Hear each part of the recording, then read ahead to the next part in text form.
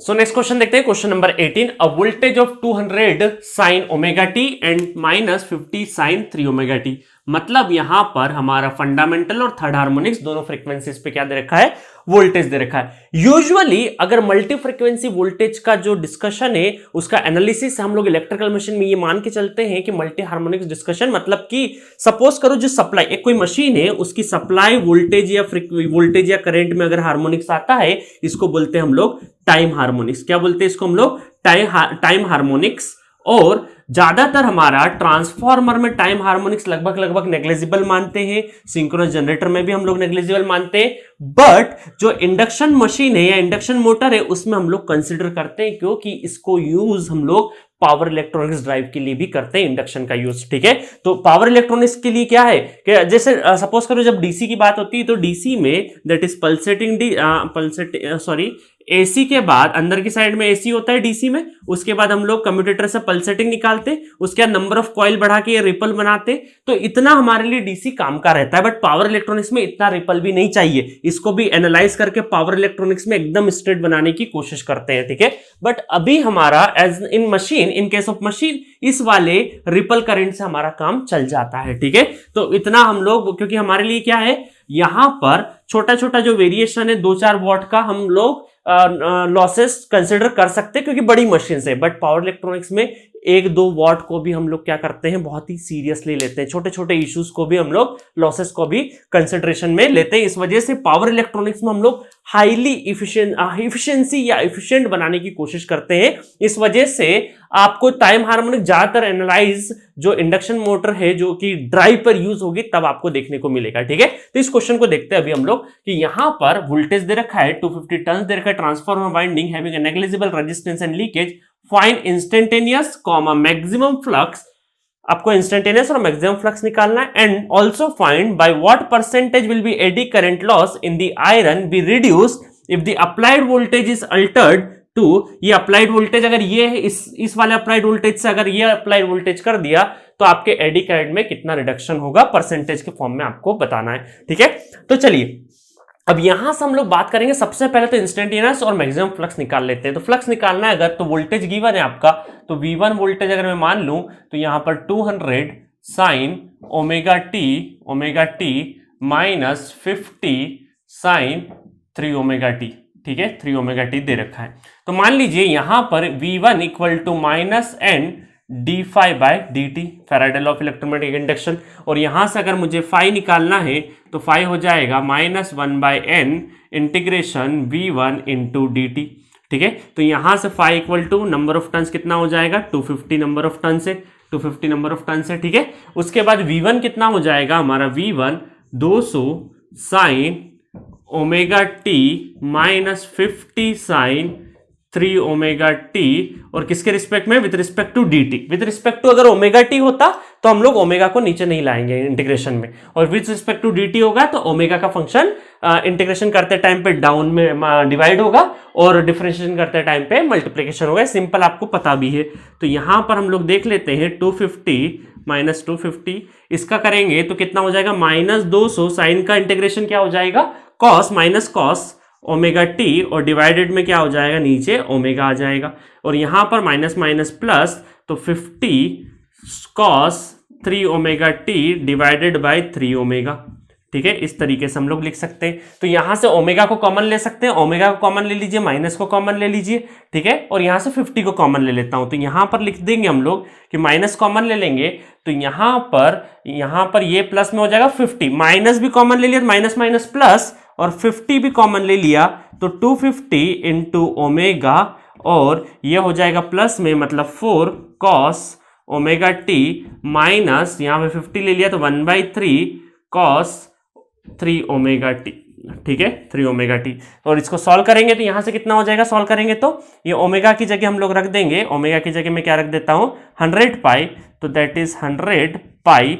तो यहां से कुछ कैंसिल आउट हो जाएगा, तो 25 दूना 50, तो फाई इक्वल टू कितना हो जाएगा, 2/पाई और 1 0 2 0 और 1 0 ऊपर जाके 10⁻3, तो इसको हम लोग क्या बोल सकते हैं, ये वेबर में है, तो अब ये जो 1000 है ऊपर चले जाएगा तो मिली वेबर में कन्वर्ट हो जाएगा, तो 2/पाई 4 cos omega T minus 1/3 cos 3 omega T, और इसको बोल देंगे मिली वेबर। मिली वेबर मतलब 10⁻³ ये 10⁻³ ऊपर जाके 10⁻³ जिसको हमने मिली वेबर में बोल दिया। तो ये आपका फ्लक्स निकल गया इंस्टेंटेनियस वैल्यू, किसी भी इंस्टेंट पे इंस्टेंटेनियस वैल्यू, तो इसको हम लोग क्या बोल सकते हैं, फाई ऑफ टी भी बोल सकते हैं इंस्टेंटेनियस, ठीक है, किसी भी इंस्टेंट पे वैल्यू गिवन है। अब देखेंगे अगर यहां पर कि यहां से हम लोग अगर निकालना है कि मैक्सिमम फ्लक्स कितना होगा, मैक्सिमम फ्लक्स, तो अगर एक चीज होती थोड़ी देर के लिए वोल्टेज एक ही होता तो मैक्सिमम ये क्या होता है, एम्पलीट्यूड क्या शो करता है हमें,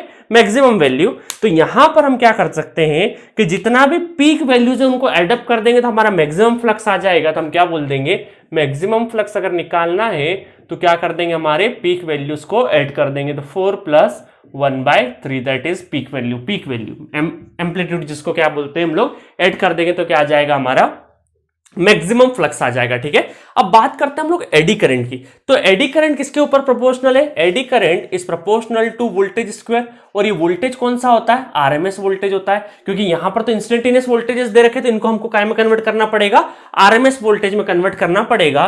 तो यहां से अगर मैं V1 का आरएमएस लूं, V1 का आरएमएस निकालूं तो कितना हो जाएगा, V1 का आरएमएस, यहां से इसका करेंगे V1 का आरएमएस, इसी का आरएमएस 200 डिवाइडेड बाय √2 का स्क्वायर प्लस 50/√2 का स्क्वायर, ठीक है। तो इसका जो V1 RMS आ जाएगा वो आ जाएगा 145.79 वोल्ट, ठीक है, 145.79 वोल्ट।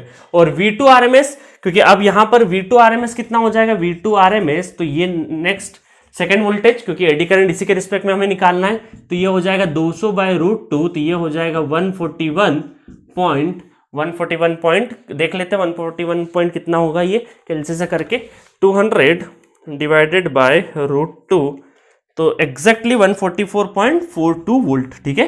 तो अप्रोक्सीमेशन वैल्यू से नहीं चलेंगे हम लोग, एग्जैक्ट वैल्यू से चलेंगे, ठीक है। चलो अब आगे बढ़ते हैं। अब आपसे पूछा है eddy current percentage, find what percentage will be eddy current loss in the iron loss be reduced by. तो हम लोग क्या बोल देंगे, एडी करंट का अगर हमें परसेंटेज निकालना है तो वोल्टेज स्क्वायर है, तो हम क्या बोल देंगे, V1 RMS का स्क्वायर माइनस V2 RMS का square divided by V1 square RMS। इस तरीके से परसेंटेज भी हम लोग निकाल सकते हैं, ठीक है। अदरवाइज आप यहां से इस तरीके से भी निकाल सकते हैं। देखिए एक तरीका तो ये है कि यहां सब सारी वैल्यू पुट करें और एडी करंट का आपको आ जाएगा, तो आंसर आ जाएगा तकरीबन 5.88%, यहां से आ जाएगा 5.88%। तो एक तरीका तो ये। दूसरा तरीका है कि WE2 divided by WE1 equal to V2 RMS, तो V2 RMS कितना 141.42 डिवाइडेड बाय V1 RMS कितना है हमारा, V1 RMS 145.79 इसका स्क्वायर, तो ये कितना हो जाएगा हमारा, अगर इसको हम लोग कैलसी से देखेंगे तो 141.42 डिवाइडेड बाय 145.79 का स्क्वायर, तो तकरीबन WE2 0.94 WE1, ठीक है, 0.940, ठीक है। तो तकरीबन ये हो जाएगा, अगर मुझे 1 से माइनस करना पड़े तो 5.90% आ रहा है। इसका मतलब अगर 1 में से 0.940 से माइनस करोगे तो यहां पर तकरीबन 5.90% है। तो अप्रोक्सीमेटली हमारा 5.88 या 5.9, ठीक है, 88 मतलब लगभग 90 के तकरीबन ही है। तो अप्रोक्सीमेटली हमारा जो आंसर है 5.88 या 5.90 दोनों ही सही है। तो मैंने दो मेथड बता दिया आपको परसेंटेज निकालने का, ठीक है। तो ये तरीका मुझे ज्यादा बेटर लगता है बजाय कि, क्योंकि यहाँ कैलकुलेशन ज्यादा है, ठीक है। तो ये क्वेश्चन आपका फिनिश होता है। इस तरह के क्वेश्चंस आपको गेट में तो नहीं आएंगे, बट ये वाला तो नहीं आएगा गेट में, बट इनमें पूछा जा सकता है परसेंटेज रिडक्शन। तो परसेंटेज रिडक्शन हम लोगों ने देख लिया, एक आज से नई इंफॉर्मेशन पता चली है। जो वोल्टेज है कौन सा होता है, आरएमएस वोल्टेज है। वैसे तो आपको बाय डिफॉल्ट पता होना चाहिए। तो ये वोल्टेज कौन सा है हमारा, आरएमएस, क्योंकि हमने इंड्यूस ईएमएफ की इक्वेशन ली थी तो आरएमएस वोल्टेज ही लिया था। तो इन सबका इंस्टेंटेनियस वैल्यू का आरएमएस कन्वर्ट करते आना चाहिए था आपको। ये एक ट्रिक था इसमें जो कि आपको पता होना चाहिए था, और ये आपने नेटवर्क वगैरह में बहुत ही अच्छे से डील किया है हम लोगों ने, ठीक है। तो नेक्स्ट क्वेश्चन की तरफ बढ़ते हैं। सो क्वेश्चन नंबर 19 बहुत अच्छा क्वेश्चन है। क्वेश्चन बहुत ही ज्यादा इंटरेस्टिंग है और आपको बहुत ध्यान से करना है, ठीक है।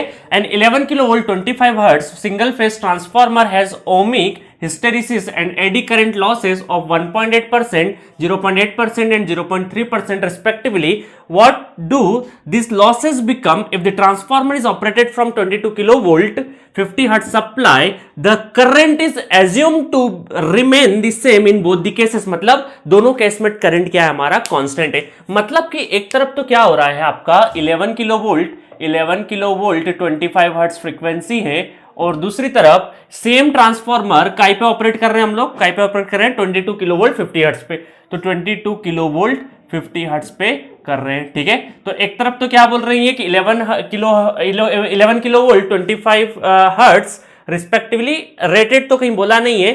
तो आप थ्योरेटिकली देखो, ट्रांसफार्मर को न्यूमेरिकल में कहीं पर भी कैसा भी यूज करें, आपको एज इट इज डेटा लेना है।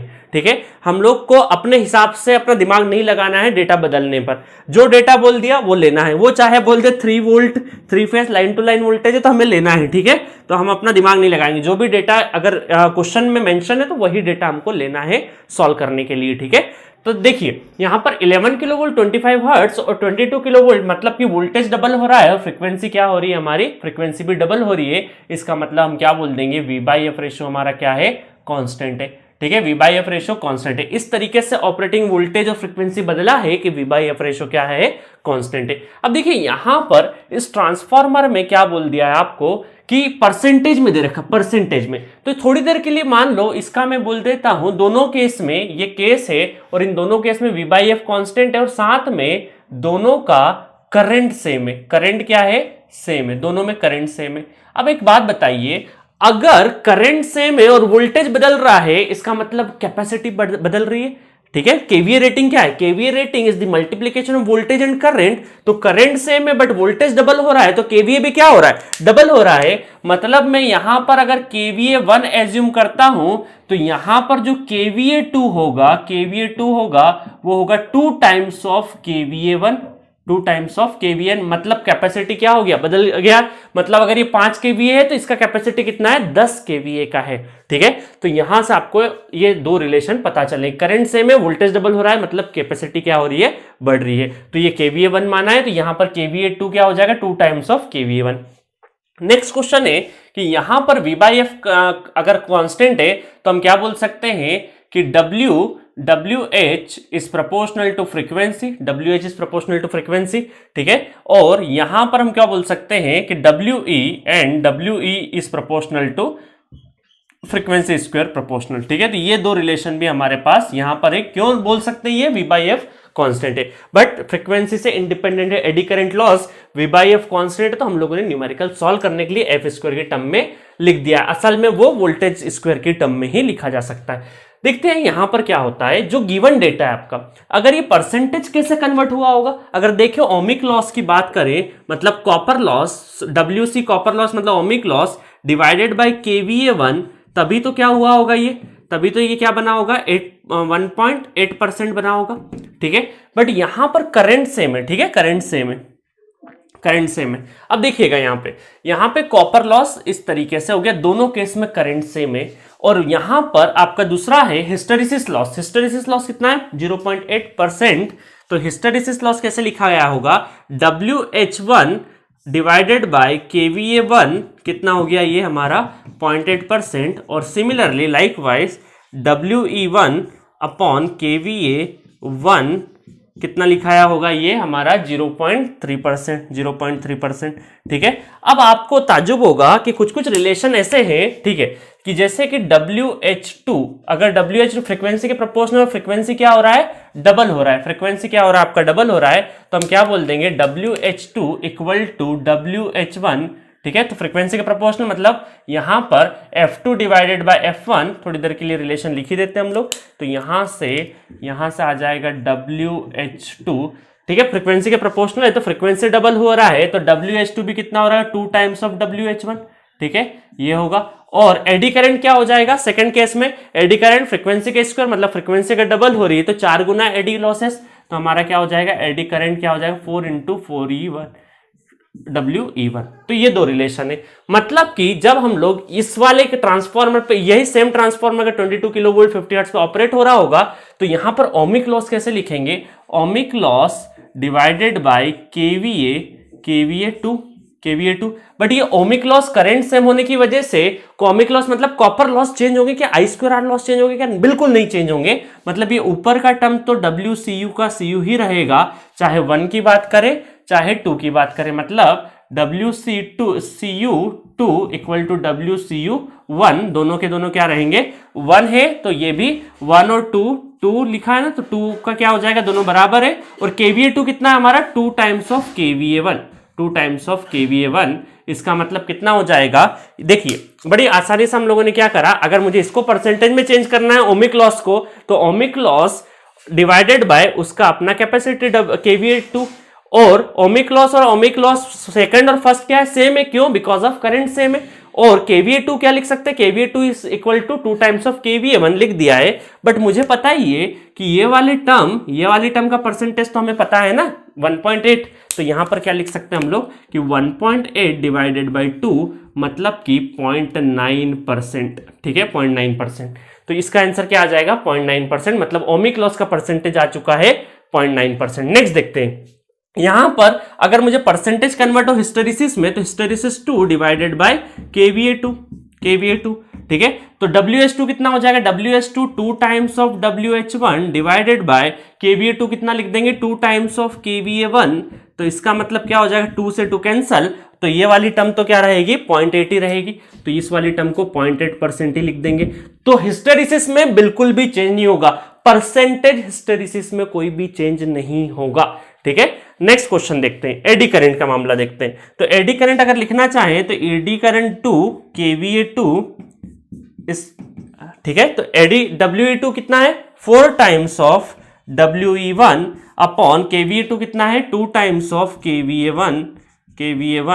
इसका मतलब ये वाली जो टर्म है, ये वाली टर्म और ये वाली टर्म, इसका परसेंटेज कितना दे रखा है 0.3 दे रखा है, और ये कितना हो जाएगा हमारा 4/2 इंटू 0.3%, मतलब ये कितना हो गया 0.6%, ठीक है। तो क्या क्या चेंज हो गया आपका, द करंट इज आपको इस वाले पे 22 किलोवोल्ट 50 हर्ट्ज फ्रीक्वेंसी पे अगर हम लोग इस ट्रांसफॉर्मर को अप्लाई करेंगे तो हमारे ओमिक लॉसेस का परसेंटेज क्या हो जाएगा, हाफ हो जाएगा, ठीक है।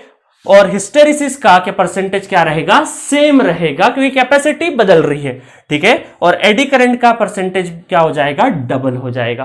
तो बहुत ही अच्छा क्वेश्चन है, इसको करने का तरीका बता दिया मैंने, क्योंकि करंट सेम है और वोल्टेज बदल रहा है, मतलब कैपेसिटी बदल रही है, केवीए रेटिंग बदल रही है। इस बिहाफ पे आपको सॉल्विंग प्रोसीजर भी मैंने बहुत अच्छे से बताया है, ठीक है गाइस। तो चलिए नेक्स्ट क्वेश्चन करते हैं। क्वेश्चन नंबर 20 देखते हैं, गेट 2014 में आया हुआ क्वेश्चन है, बहुत अच्छा क्वेश्चन है, बहुत स्टूडेंट ने किया भी होगा जो पहले से तैयारी कर रहे हैं, बट जो नए लोग हैं उनके लिए खास क्वेश्चन है ये, ठीक है।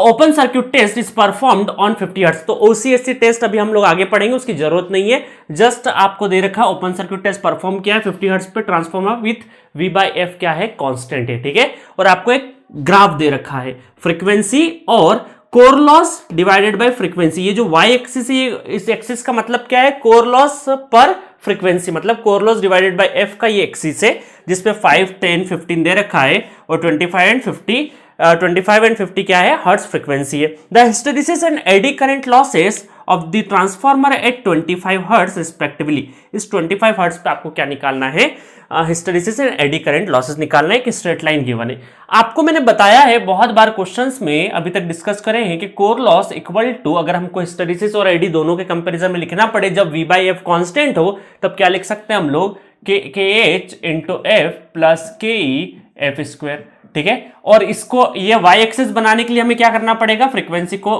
कॉमन लेके एक में डिवाइड कर देंगे, तो ये क्या हो जाएगा हमारा, ये हो जाएगा KH प्लस KEF, ठीक है। तो यहां पर इस इक्वेशन को थोड़ी देर के लिए कंपेयर करेंगे, तो WC/F असल में हमें y देगा, ठीक है, और ये देगा हमें इंटरसेप्ट C, और ये देगा हमें यहां पर फ्रीक्वेंसी है, मतलब x एक्सिस है, तो हम क्या बोल सकते हैं, और K क्या है हमारा mx। तो इस इक्वेशन को हम लोग y = mx + c से कंपेयर कर सकते हैं, क्योंकि यहां पर वेरिएबल क्या है हमारा, x एक्सिस पे फ्रीक्वेंसी और वाई एक्सिस क्या है, WC/F दैट इज वाई। तो हम लोग क्या बोल सकते हैं कि इंटरसेप्ट क्या है यहाँ पर, C जो इंटरसेप्ट है वो क्या है हमारा KH है, हिस्टेरिसिस कांस्टेंट है। तो हम क्या बोल सकते हैं, इंटरसेप्ट का मतलब क्या है, ओरिजिन एक स्ट्रेट लाइन है, उसका इंटरसेप्ट क्या होता है, ये वाई इंटरसेप्ट पे कि ओरिजिन पे जितना फाइनाइट मैग्नीट्यूड है किसी स्ट्रेट लाइन के ओरिजिन का, तो ये वाला हिस्सा जो होता है ये कहलाता है वाई इंटरसेप्ट। ऐसा कैसा, एक्स इंटरसेप्ट, ये 9th-10th क्लास में हम लोगों ने पढ़ा होगा। तो इस लाइन का इंटरसेप्ट क्या है कि ओरिजिन से कितना डिस्टेंस है, ये तो 10 है। तो हम लोग क्या बोल सकते हैं, KH इक्वल टू क्या हो जाएगा, 10 हो जाएगा। KH 10 हो चुका है तो WH इक्वल टू क्या होता है, KH into frequency, hysteresis loss क्या होता है, KH इंटू, तो KH है 10, फ्रीक्वेंसी कितना है 25, तो कितना हो जाएगा 250 वॉट हमारा क्या हो गया, हिस्टेरिसिस लॉस हो गया। ठीक है, अब एडी करंट निकालना है। एडी करंट लॉस निकालने के लिए हमें क्या करना पड़ेगा, KE निकालना पड़ेगा। तो इस वाली इक्वेशन में, इस फर्स्ट इक्वेशन में हम लोग वापस से जाएंगे तो WC/F, देखिए 25 हर्ट्ज पे WC/H कितना है हमारा, कितना है ये लगभग मिड में है, तो हम लोग कॉमन सेंस लगा लेंगे तो 12.5 लगा सकते हैं इसको, 12.5। तो यहां पर हम लोग क्या करेंगे, इस वाली इक्वेशन को यूज करेंगे तो 12.5 इक्वल टू KH कितना है 10 प्लस KE फ्रीक्वेंसी कितना है 25, फ्रीक्वेंसी कितना है 25। ठीक है, सो 10 इधर चले जाएगा, तो ये इस वाली फ्रीक्वेंसी पे निकालना है, इस वजह से मैंने क्या लिखा है 25 लिखा है। तो 12.5 माइनस 10 तो कितना हो गया 2.5 डिवाइडेड बाय 25, तो इक्वल टू कितना हो जाएगा KE। तो यहां से KE पता चलेगा हमें कि 0.1 इज दी KE। और यहां से हमें अगर एडी करंट निकालना है तो एडी करंट क्या होता है, eddy current loss KE into F square, तो KE कितना हो जाएगा हमारा 0.1 इंटू फ्रीक्वेंसी कितना है 25, तो 25 का square that is 625 into 0.1 62.5 what is the AD current loss. तो आपको क्या आंसर लगाना है, चार ऑप्शन मैंने लिखे नहीं है, अदरवाइज चार ऑप्शन मेंशन थे। तो 250 इंटू 62.5 एडी करंट और हिस्टेरिसिस कितना है 250 वॉट।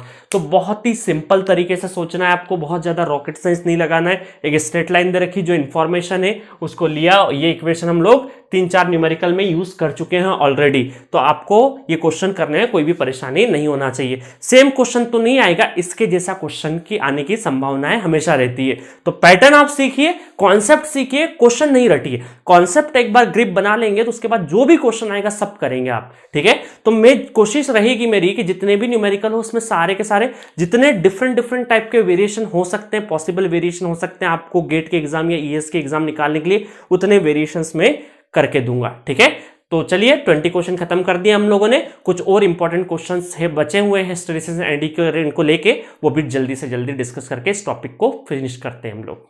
सो क्वेश्चन नंबर 21 देखते हैं। क्वेश्चन नंबर 21 में दे रखा है आपको, अ 50 hertz transformer having equal hysteresis equal WH and WE hysteresis and eddy current losses at rated excitation is operated at 45 hertz at 90% of the rated voltage। ठीक है, तो आपको एक केस में दे रखा है कि यहां पर WH इक्वल टू WE है, दोनों बराबर है, और वो कब है, जब आपका 50 हर्ट्ज ट्रांसफार्मर है और कोई रेटेड वोल्टेज V रेटेड है। ठीक है, V रेटेड। नेक्स्ट अगर देखें हम लोग, ठीक है, V रेटेड को हम लोग V1 मान सकते हैं, V1 मान लेते हैं V रेटेड को थोड़ी देर के लिए। नेक्स्ट है, यही ट्रांसफार्मर कहीं पे ऑपरेट हो रहा है आपका, कहीं पे ऑपरेट हो रहा है, यही ट्रांसफार्मर आपका ऑपरेट हो रहा है at 45 hertz and 90% of the frequency, मतलब 90% ऑफ द रेटेड वोल्टेज, मतलब V2 इक्वल टू 90% मतलब कि 0.9 ऑफ V1, 0.9 ऑफ V1। ठीक है, compare to the rated operating point, the core loss under this condition. बहुत ही अच्छा क्वेश्चन है, बहुत सारे स्टूडेंट गड़बड़ करते हैं इस क्वेश्चन में। ठीक है, अब देखिए सबसे पहले चेक करना है V/F रेशियो कांस्टेंट है या नहीं है। तो फ्रीक्वेंसी कितना हो रहा है, हाफ तो नहीं बोलेंगे, 50 हर्ट्ज से 50 हर्ट्ज से कितना हो रहा है 45 हर्ट्ज, मतलब 10% रिडक्शन हो रहा है फ्रीक्वेंसी में, और वोल्टेज में भी क्या हो रहा है 10% रिडक्शन। मतलब अगर हम लोग बोले कि 10% क्या हो रहा है, फ्रीक्वेंसी में भी रिडक्शन हो रहा है 50 से 45, और वोल्टेज में भी 10% रिडक्शन हो रहा है, इसका मतलब V/F रेशियो क्या है हमारा, कांस्टेंट है।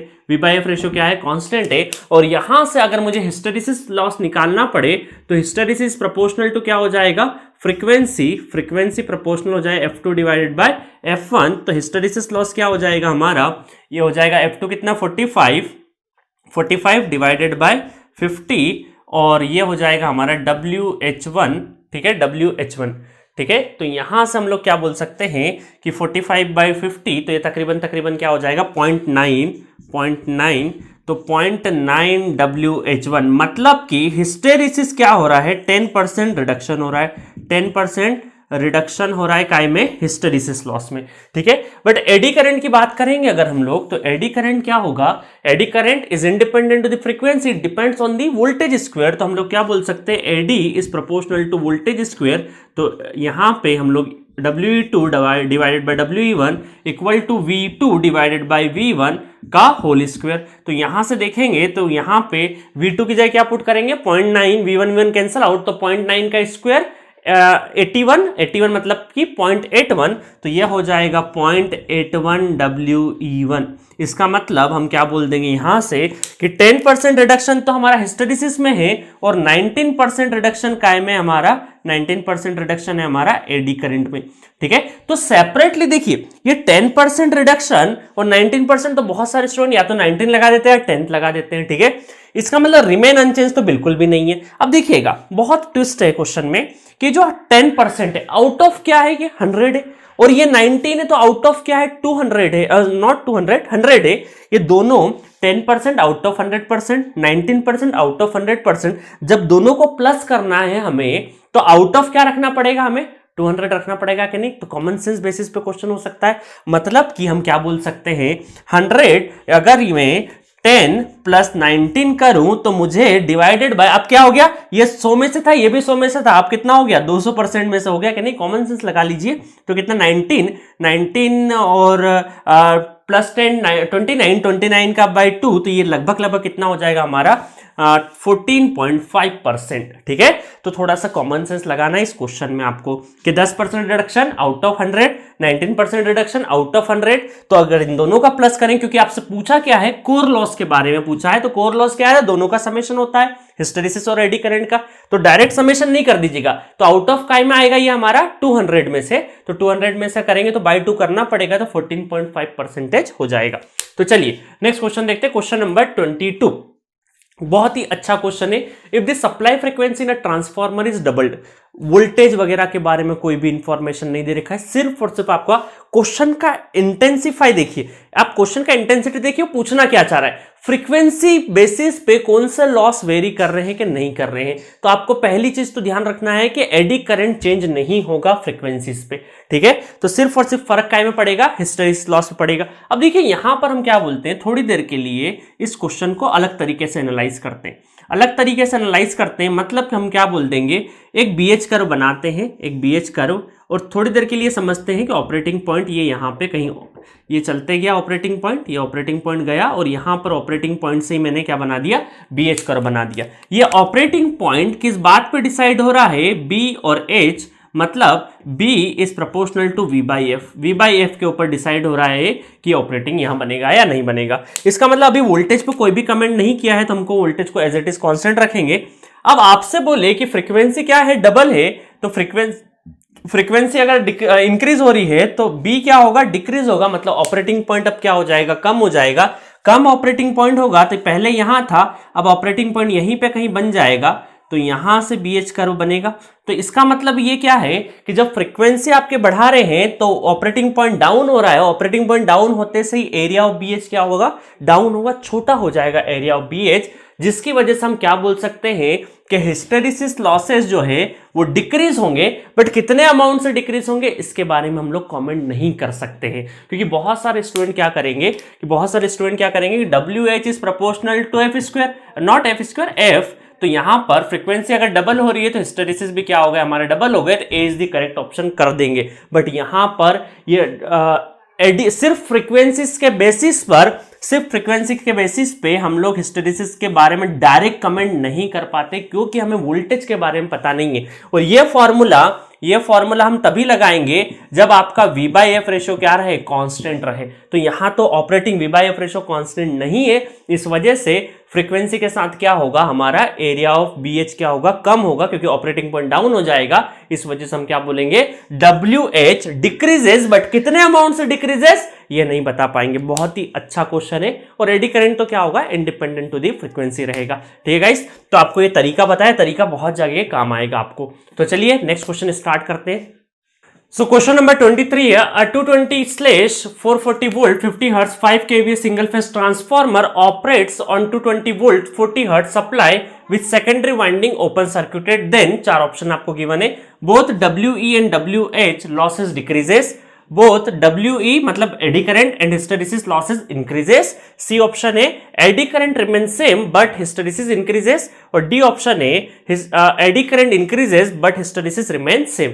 तो देखते हैं यहां पर दो केस है, मतलब कि आपका 220/440 वोल्ट 50 हर्ट्ज सिंगल फेस है, तो यहां पर जब ओसी टेस्ट होता है तो नॉर्मली हम लोग एलवी साइड से सप्लाई देते हैं, इसका मतलब V1 वोल्टेज अगर हम लोग बात करें तो 220 वोल्ट है और फ्रीक्वेंसी F1 कितनी है हमारी 50 हर्ट्ज से, ठीक है। और यहां पर किस पे हम लोग ऑपरेट कर रहे हैं, V2 इक्वल टू कितना है 220 वोल्ट सेकेंड केस में, और F2 कितना है हमारा 40 हर्ट्ज, मतलब वोल्टेज क्या है आपका, वोल्टेज कांस्टेंट है और फ्रीक्वेंसी अलग है, इसका मतलब क्या है V/F रेशो वैसे ही कांस्टेंट नहीं है, ठीक है। तो यहां पर हम क्या बोल सकते हैं कि मान लीजिए फ्रीक्वेंसी डिक्रीज हुआ है, ठीक है, तो बी मैक्स की बात करें proportional to V/F, voltage constant है। मान लो कोई हिस्टेरिसिस लॉसेस का कर्व बना है, हिस्टेरिसिस लॉसेस का कर्व 50 हर्ट्ज पे अगर बना हुआ है तो मान लीजिए ये गया होगा, यहां ऑपरेटिंग हुआ होगा और इस तरीके से हम लोगों ने कर्व बनाया बी मैक्स का, ठीक है। अब क्या हो रहा है, सेकंड केस की बात करें तो सेकंड केस में बात करेंगे तो यहां पर सेकंड केस में फ्रीक्वेंसी डिक्रीज हो रहा है तो मैग्नेटिक फ्लक्स डेंसिटी इंक्रीज हो रहा है, मतलब ऑपरेटिंग कहीं ना कहीं और आगे बनेगा, और आगे बना तो यहां से बी एच कर्व बनेगा, तो बी एच कर्व क्या हो जाएगा, बड़ा बन जाएगा, क्योंकि बी मैक्स क्या होगा अब इंक्रीज होगा।